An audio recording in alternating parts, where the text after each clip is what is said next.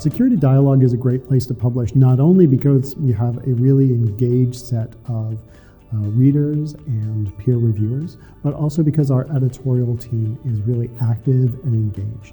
We are not a journal that is based on a pre-existing understanding of security.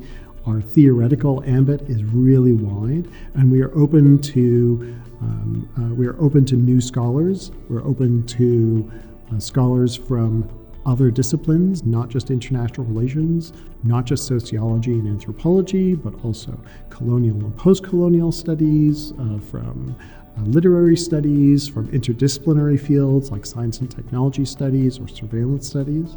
And because we publish such a wide group of scholars, then there's really a lot of open space for authors to really own their argument, to make their best possible argument. We have a really well-established community of readers. And so what's important for us as we're looking for new and innovative writing is for the authors to explain how their work speaks to our community. So we are really open to new perspectives, to new methods, to new theories, to new cases. But what it really helps us in the journal for that innovative, interesting, new, cutting-edge research is to explain how it relates to the core concept of security. And so the best tip that I can give to authors, particularly authors who are from a distant discipline or who are really pushing something new, is to be clear and positive and generous about the community that they're speaking to.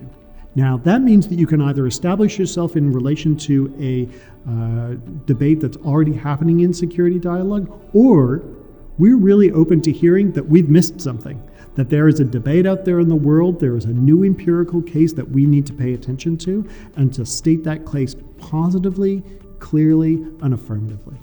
The editorial team, the editorial process at Security Dialogue works a bit differently than at most journals. Once journal articles have met a very basic standard of form and subject matter, then the entire editorial team, myself, the editor, and our 6 associate editors meet to discuss that article before sending it to review.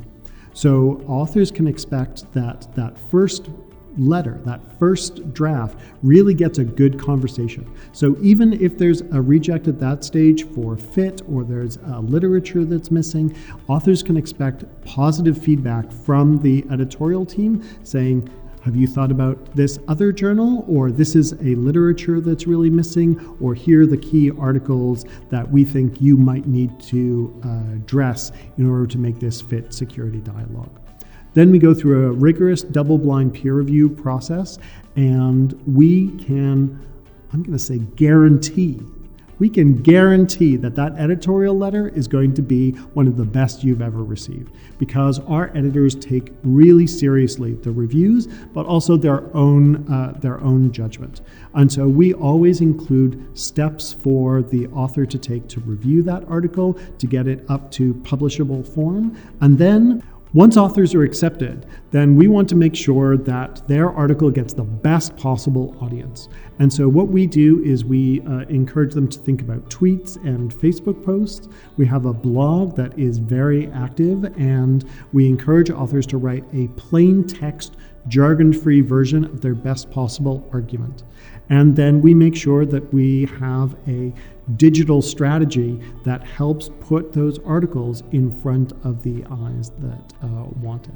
We also have virtual special issues, we have online first, we have open access options, and so once articles are ready to go, then we really do our best to publicize those arguments.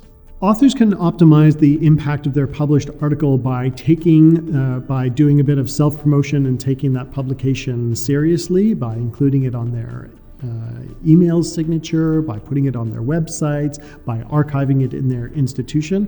But also we have found that citations are also driven by publicity.